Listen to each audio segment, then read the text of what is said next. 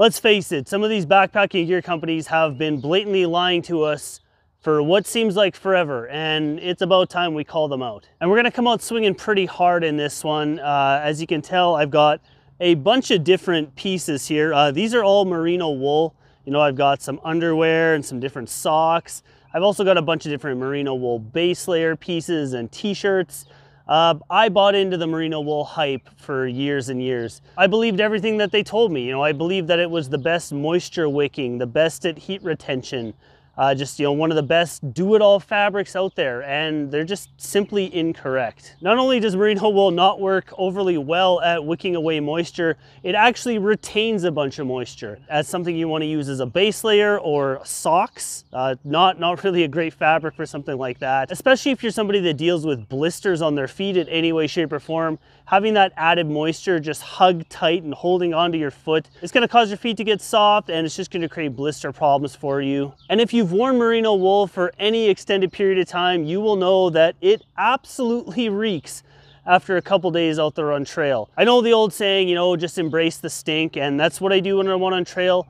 But a lot of times, like, just the stench from merino wool gear almost becomes unbearable. And as much as these companies want to push high-priced merino garments at us, simply put, synthetic options like synthetic underwear, synthetic socks, synthetic base layers, you know, just synthetic clothing that we need to have dried out. Synthetics are just going to perform significantly better for us out there on trail.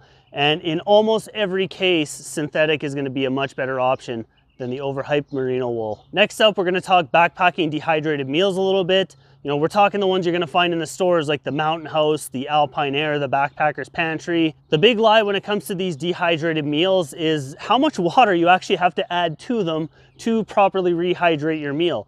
Almost every Mountain House and Backpacker's Pantry and Alpine Air and, you know, all these prepackaged ones, they almost all require about 2 cups or 500 milliliters of water.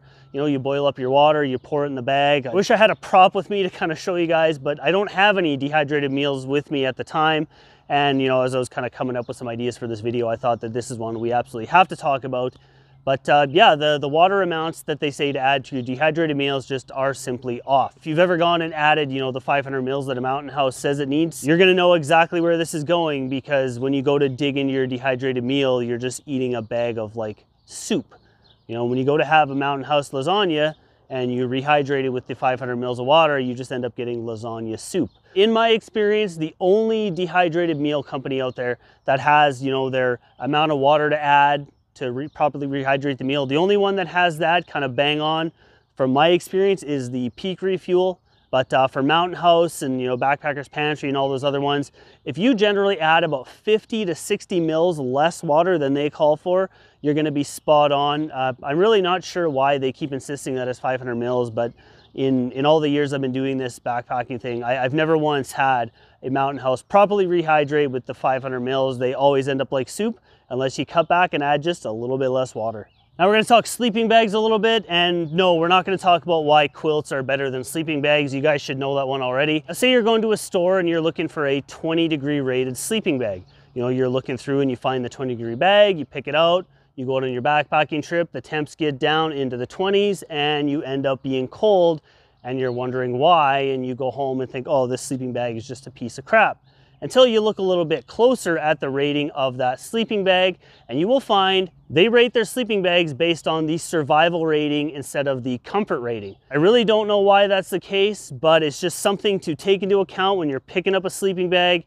Make sure that when you're checking the temperature ratings, make sure you look at the comfort rating of that sleeping bag as opposed to the survival rating of that sleeping bag. The comfort rating of that bag should get you, if not to the rating that it states, it should get you very, very close. But if you're looking at the survival ratings, there's a really good chance if you get to those, you know, intended temperatures, like I said, you know, a 20-degree rated sleeping bag may not actually be comfort rated for 20 degrees, and you may actually be looking at a bag that's closer to a 30-degree bag. So you get to those 20-degree temperatures and you might end up being a little bit chilled. Just something to look for when you're picking up a sleeping bag. Now we're going to talk backpacks a little bit, and there's just a lot of things with modern backpacks that companies try and push on us that they tell us is going to help us, you know, be better organized and more efficient out there on trail, and these things just simply never work out the way that they tell us that they're going to. All of the extra pockets and zippers and the little bells and whistles that they add to these backpacks, you know, like the giant pocket at the bottom for your sleeping bag, and, you know, the little zippered pockets on the side, and, you know, the little zippered stash pockets everywhere. You end up having to organize your backpack the way that whoever designed this bag kind of pictured it in their head. And I can almost guarantee you that your gear is not going to fit perfectly in all of these little pockets and spaces, and you're going to end up with a bunch of dead space being used up in your bag. Another thing with all of these extra zippers and stuff like that added on is zippers equal weight. Zippers also create a potential fail point. And that's why most of us, when we start transitioning into lighter weight gear, we almost always transition into a backpack that's basically just like one big main compartment. You might have one of those like stretchy mesh pockets on the outside and maybe some water bottle pockets. But the idea behind the one big main compartment is it gives you all of that usable space. You can organize your gear with either stuff sacks or, you know, like Ziploc bags, or however you want to organize it inside.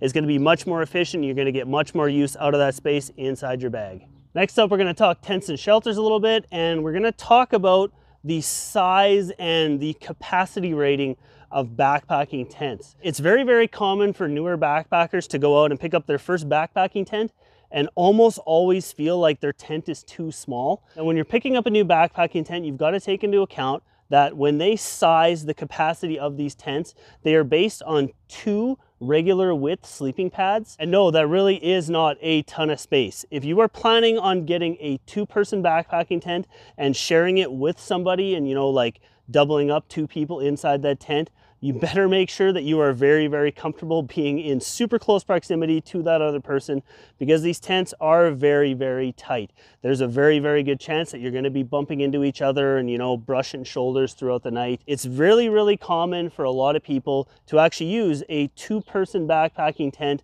for just 1 person, because when they're making backpacking tents, they really don't consider, you know, extra space inside the shelter. The backpacking tent is basically just where you're going to go and lay your head at night. So there's not a ton of extra space inside those tents. If you found these lies from gear companies useful at all, and you're looking for some more backpacking tips to kind of get you going, I've got an entire playlist on hiking and backpacking tips, and I'll fire it right here for you. So check that out, find a video in there. I'm sure you'll find something you'll enjoy. And as always, I am Matty. Thank you so dang much for watching, and I will see you on the next one.